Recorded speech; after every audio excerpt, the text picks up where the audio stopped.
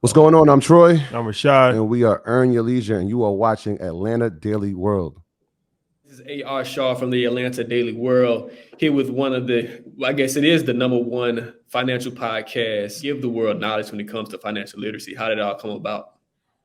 Yeah, well, it started probably about 10 years ago. I was teaching in the inner city and kind of figured out really quickly that, the curriculum wasn't going to be conducive to their future learning and the things that they could do in the future. So, I very quickly thought to myself, look, if I'm not part of the solution, then I'm part of the problem. And so I had an opportunity to create a summer program in my community. And one of the things that I wanted to teach was give them a foundation that wasn't being taught in the 10 months of the school year. And so financial literacy was one of those things. And our kids were going to get paid being in the internship. And so I said, if the first time they're going to come in contact with money, we should probably teach them about the values of it, how to spend it, how to share it, how to save it, how to invest it. And at the time, Rashad was starting his financial advising career. So I was just like, this makes perfect sense. You should come teach financial literacy. And we kind of collaborated at that moment. I would help him write lessons plans, and he'd come in and be the face of it. And so I got to learn about business and finance through him, and he got to learn how to, facilitate a classroom and have structure in a classroom. And so it kind of started with there. And then he had the great idea to say, look, social media is turning into a really powerful tool. We should start recording these. And I was kind of like, all right, whatever. Wasn't really thinking anything of it. And he was like really consistent and persistent about it. And so those tapings actually went to social media, and it kind of started a buzz about around education and financial literacy. And then he kind of was starting his own financial advising career. And you want to take it from there? Yeah, and then just putting the clips on social media, everything just started to go viral, and momentum built, the buzz built, and we started Earn Your Leisure about 3.5 years ago, and rest is history. Well, man, it's like, whenever someone wants to know, okay, this is what we want to do when it comes to mortgages, or this is what we want to do when it comes to investing, they come to you guys first. And it's very, like I said, you always learn something. But you guys break it up in segments. You have, every Monday you drop a new content. Why was it important for you, I guess, to kind of to schedule that out as far as like, okay, on every Monday we're going to give tips, and also being on social media, breaking news when it comes to the stock market and also, mortgage rates and things of that nature. Why was it important for you guys to kind of continue to put that content out on a continuous basis? I feel like it's media, so it started as a podcast, but really what it is now is a media company. So in any form of media, you have to stay current, right? It's like reading a newspaper or watching CNBC or CNN. So now the new way that we're actually digesting information is through social media. So that gives us tremendous opportunity, because you don't have to have the same infrastructure as a newspaper company or a television company to actually produce content and to reach the same amount of people, even more people, with YouTube, social media, podcasts, different things of that nature. So that's how we always looked at it, not as just like a podcast that comes out once a week, but as a full-fledged new media outlet. And as a media outlet, you have to put out content all the time, because stories break, and people kind of tend to rely on you for information. So they're not going to get it if you're just putting stuff out once a week. So every single day, multiple times during the day, is something that we just thought made sense, because that's the model that we kind of built it after. Man, InvestFest Atlanta, man, is going to be huge, man. It's I've already seen the names, Steve Harvey, Tyler Perry. The list goes on, man. Let's just talk about those connections, man. I watched the Steve Harvey interview like multiple times just to soak up game. Let's talk about the relationship with Steve Harvey, and how did the connection with Tyler Perry come? So let's first talk about Steve, and then the connection with Tyler Perry. Yes, Steve was. It was interesting. We're on Black Effect for Earn Your Leisure, the podcast, and our talent agent was like, "Hey, I have this interview that I think I can get you if you'd be interested." And I was kind of like, "Well, who's the person?" And she said, "Steve Harvey." I'm like, "What do you mean if we're interested? Of course we're interested." So that call happened in like July of last year, 2021, and we originally were supposed to go meet him for his golf tournament in UAB. And we had, I was like, wait, that might be a tough trip. We had just came back from Africa, flew 13 hours to fly 13 back. And they were like, look, no pressure. He loves what you guys are doing. He knows who you guys are. He wants to do it. We'll do it in the first quarter of next year. And so, nothing happens before it's time. So we just kind of like, all right, if it happens, it happens. And then we got a call from Tabiti Stevens, who's like one of his head business guys. He was like, look, I'm ready to do it. Here's the date. Here's the address. Let's get it done. And that started the relationship. And we had an amazing conversation. Everybody saw the episode, but we had a 2-hour conversation prior to the episode and probably another 2-hour conversation after. And he was just kind of taken aback about our vision on how we wanted to grow our platform and said, look, whatever you guys are in the business of, I'd like to help you. And so that's how that relationship started. And he's been a man of his word ever since. In connecting with Tyler Perry, I saw like a few days ago, you all were actually at the studio with Acres. It's like, he's pretty much built his own, taking Hollywood and brought it to Atlanta. So let's talk about the connection with Tyler Perry, and then what was, your thoughts on just, walking around the grounds of his studio.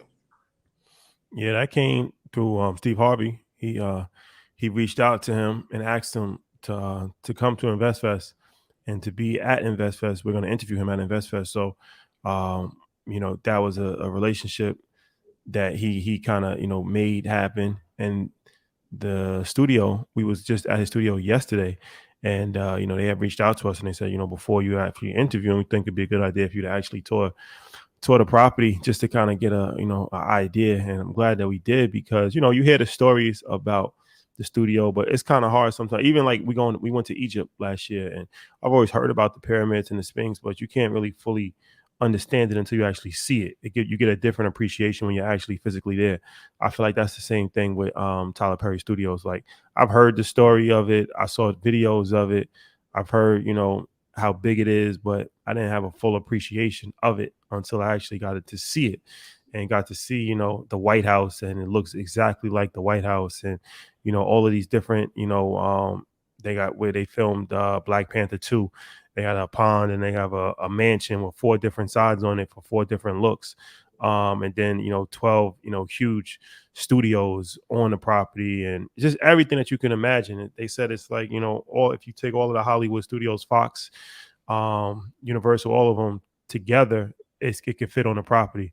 So it's just huge. And it's just amazing that somebody that, literally was sleeping in his car, and started doing plays, self-funded throughout the whole situation, stayed independent throughout the whole journey, has gotten to where he's at. It's actually unprecedented. I don't think anybody has ever done it, and not just Black, but even you think about the last person to build a major Hollywood studio of that nature. It's like, Disney and Warner Brothers. This was like over 100 years ago, so it hasn't really been anything in the last century, Black or white, that has rivaled what he's been able to accomplish. So yeah, man, that was extremely inspiring, and definitely looking forward to having that conversation with him for sure.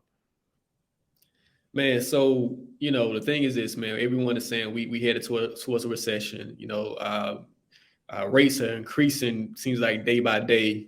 The market, the housing market seems like it's going in another direction from what we've been used to over the past year.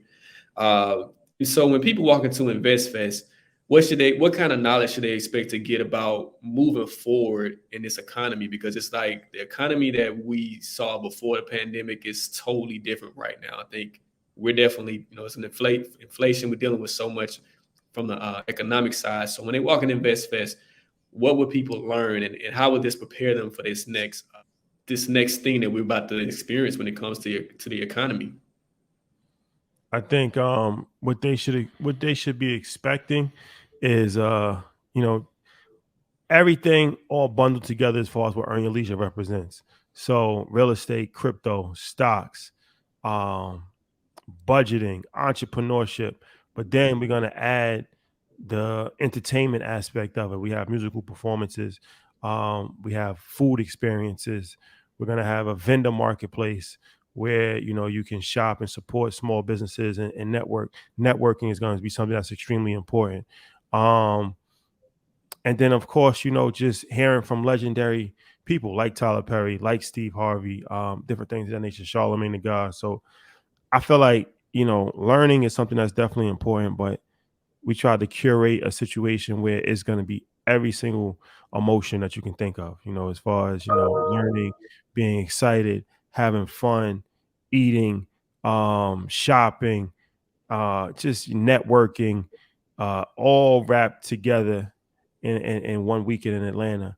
And I feel like it's really big for the city of Atlanta also because how we envision it is every year just keep getting bigger and bigger and bigger. So now you have ancillary things that might not even be directly related to InvestFest. Like somebody might throw an after party or somebody might do something. So now it helps the whole economy of Atlanta because so many people are traveling into the city.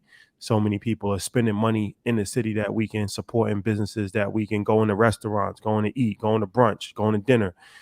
These are all things that's not directly related to InvestFest, but are like ripple effects from having over 10,000 people at InvestFest this year. So yeah, it's something that we're definitely excited about and looking forward to for sure. You guys travel to different cities. What be kind of building off of that? What makes Atlanta unique in terms of what you guys are thinking as far as this being a city of culture, this being a city where housing market is changed tremendously, but there's still opportunities to invest here when it comes to housing and things of that nature. So, what makes Atlanta unique in your eyes when it comes to what you all offer?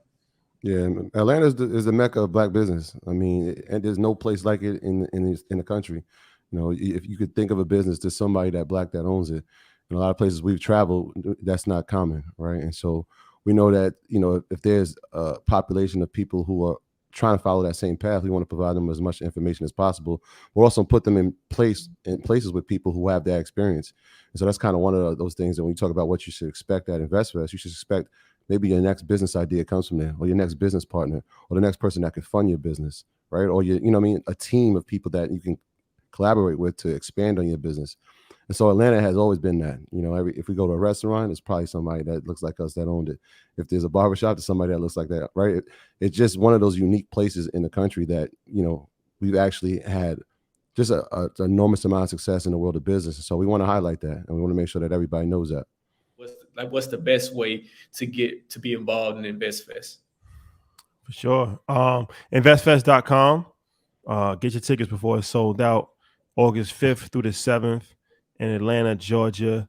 As I said, over 10,000 people will be in attendance. Steve Harvey, Rick Ross, Wall Street Trapper, Ian Dunlap. We will be there. Tyler Perry, T.I. So, it's just going to be a blend of education, entertainment, business, commerce, networking, and an unforgettable experience. So we definitely love to see everybody there, especially everybody in Atlanta for sure. And brothers, and I look forward to seeing you guys in Atlanta, man. I think it's going to be a big turnout. I think we're going to turn it up, man. So I look forward to seeing you guys. Thank you. Appreciate you having us, man. Thank you.